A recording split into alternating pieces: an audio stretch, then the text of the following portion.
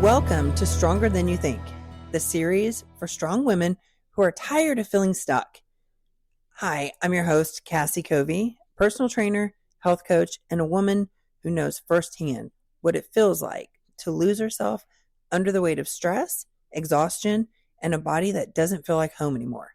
But right now, I'm your personal coach and guide as we peel back the layers of pressure, perfection, and burnout, and we rebuild them with strength, softness, and sustainability. Here, we talk about real fitness, real mindset, and real life without the guilt, the shame, or the all or nothing rules.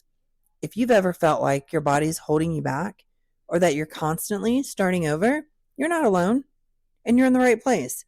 Let's rewrite your story, one episode at a time. This is it, episode 9, movement as self-respect, not punishment. All right, you hear that? Not punishment. See, you don't have to move to change who you are.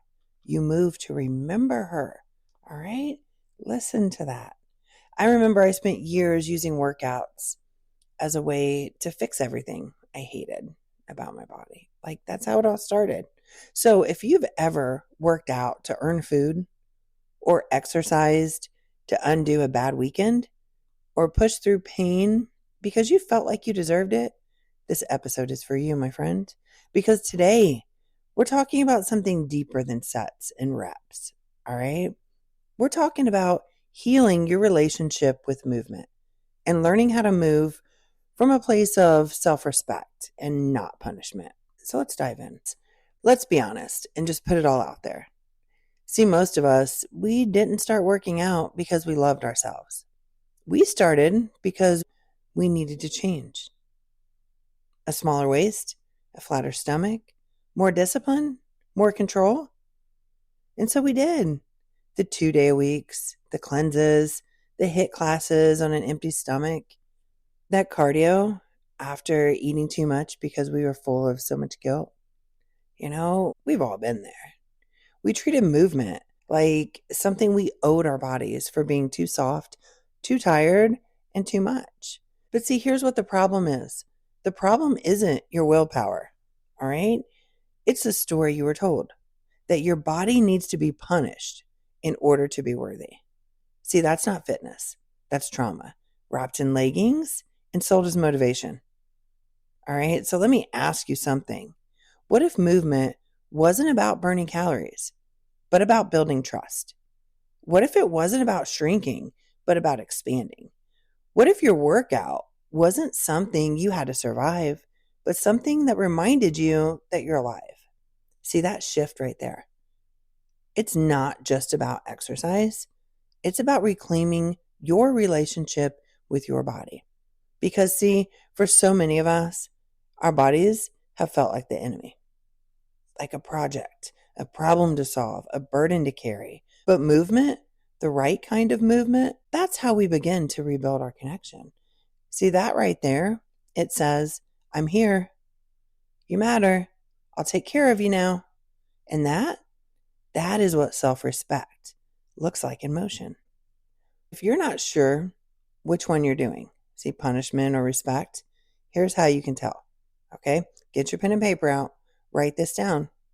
Punishment-based movement feels like guilt if you miss a day. Pushing through exhaustion, even when your body's screaming no. Have you felt like that? I know you have.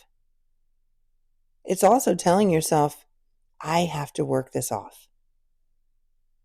You know, if you ate a cookie or something, your mind's saying, I have to work this off. It's also using soreness or pain as a badge of honor. Respectful movement feels like this. Choosing rest without shame. Moving because it helps you feel better, not just look better.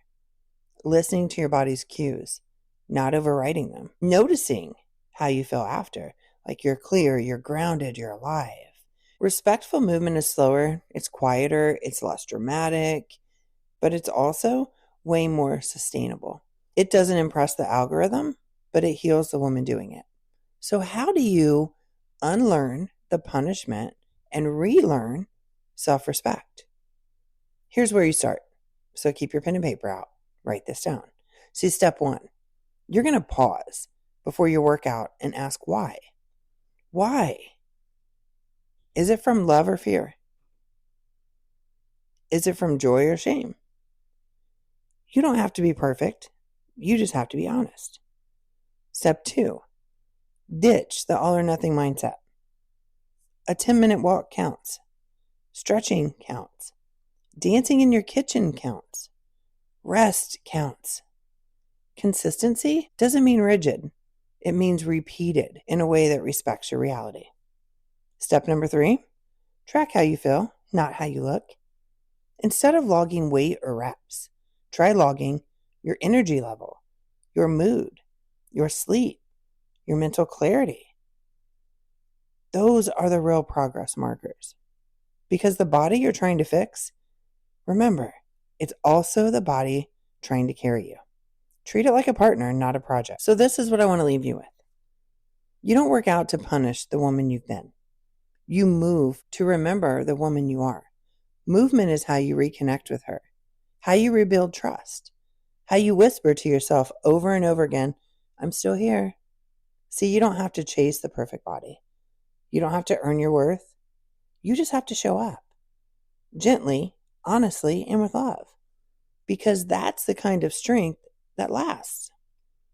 And you, my friend, you are stronger than you think. If this episode felt like a deep breath for your soul, send it to a friend who's still stuck in the no excuses cycle. Let her know she doesn't have to earn her rest. She can choose to move from love, not fear. You don't need to be fixed. You just need to feel safe again. And movement, it can be the doorway back home. So you got this. And I'll see you on the next episode. If this episode spoke to you, do me a favor, screenshot it and share it to your stories. And tag me on Instagram at Cassie_Covey or on Facebook at Cassie Covey, because I would love to cheer you on. And if you're ready to stop starting over and finally build strength, confidence, and consistency, I'd love to help you. Click the link in the show notes or DM me Reset on Instagram to learn more about how we can work together. Until next time, give yourself some grace and go take up space. You were never meant to shrink.